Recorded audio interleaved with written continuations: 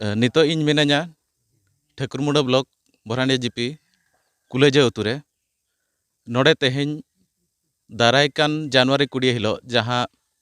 भीमकुंड रेना मारांगबुरु घाट रे जांग बाहा जबे हुआ ओना इदी काते नोडे पे गोटांग जिला रिन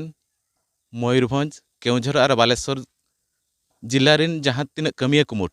मारांगबुरु घाट रिन जहाँ तीन कमिया कुमुट को हेज अकाना को नोडे को गालेज किया नेसा जांग बाहा बहे लोकल लेकाते सुलुकते और निरयते को बहेला ओना इदी काते तेहें नोडे सपड़ाव दुपड़ू दोहो लेना तबे चलो उनको गमके को मद सलाब रोपड़ा नेसा कमी हरा ओकालेका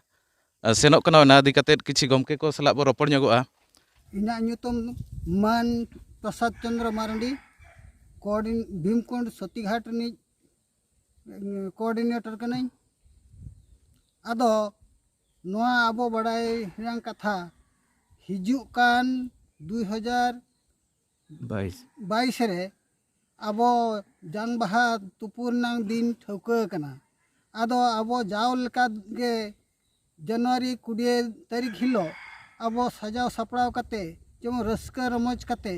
जेमन बन हेज सेटेरोआ और सतीघाट रे जांग बाहा बन तुपुया आदो नोआ जांग बाहा तुपु लगी सपड़ाव दुपड़ुब हुई लेना ओना सपड़ाव दुपड़ुब रे नोआ दिन जनवरी 20 तारीख 2022 तारीख हिलो ठौका कना आदो नोआ दुपड़ुब रेंग अडी अडी गान गमके को हेज सेटर लेना जहाँ गे कमिया कोड़ा को नोआ मारांगबुरु एसोसिएशन पास्टा रेन कमिया कोड़ा को हों नोंका अडी दुपड़ुब रे को सेलेद लेना जहाँ लेका सेलेद रे ओना दिन धार्जो आकना और आबो नोआ कोविड-19 नीति नियम होबन मानाव कते बन हिजुआ जेमन एटकेटणे आलो हिजुमा और मिटन कथा मूल कथा हुयु कना आबो सुजुत सकाम दो जहाँ कमिया कोड़ा को ठेन खन अगु कते बन हिजुआ जेमन आलो आबो जाम बाहा तुपुले एटकेटणे आलो बन हुयुमा आबो देश को जहाँ के आबो नवा मारांगबुरु कमिटी रिन जहाँ आबो कमी कुमुट को बांग जहाँ तब मेना आकाद को जते के सुर मिट काते ना को दिन को तो ठकुआ कना तो ओने चलाउन शर्मा से आबो तबन बन ठकुआ टिया लाना कोविड दी काते अब सब पुन मोड़े मा की आबन आदोना बेडे मोड़ टणे एना कटिज आदो मांग पहल जेपुर चलु तान चलाउन शर्मा से उनका हुई ना तो नेस तो पहल जहाँ बो चलु तान से 20 जनवरी 20 के ना आबन बन जामा बन ठकुआ का और आबो सनाम जते को गेता बन जाओ चलका रस्का और ओने बने के बन हिजुआ उनका के बन हिजुआ और कोविड नियम बताव काते के वो हिजुआ और सुजुत सकाम दो ना निहाती जते हर के सब काते के वो हिजुआ नो नोंका पे आंजम केआ नोआ घाट कुमुट रिन कमिया कुमुट कोड़ा का रोड उनको सलाब कथा है ना आको ठेन खन नोआ बड़ायना जे नेस दो जनवरी 20 तारीख मिद दिन गे